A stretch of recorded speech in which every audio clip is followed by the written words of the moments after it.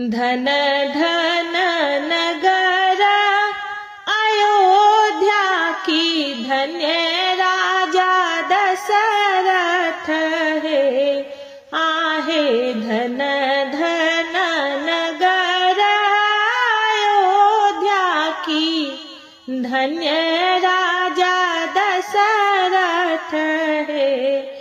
ललना रे धन रे कौशल्या रानी के भाग की, राम जी जन्म ले रे। ललना रे धन्य रे कौशल्या रानी के भाग की, राम जी जन्म ले रे।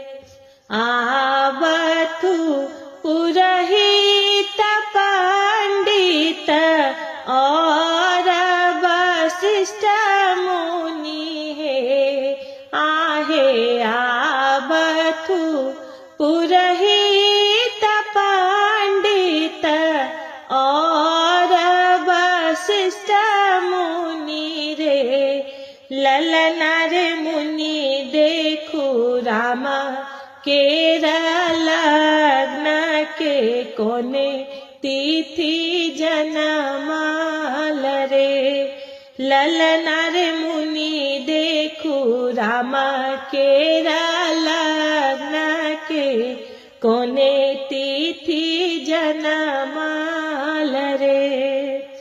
नौमी तिथि मधुमास सुमंगल शुभ दिन रे। आहे नौमी तिथि मधुमास सुमंगल शुभ दिन रे।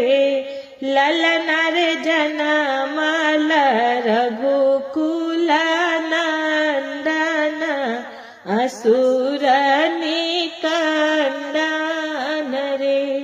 ललना रे जनमल रघुकुल नंदन, असुर निकंदन।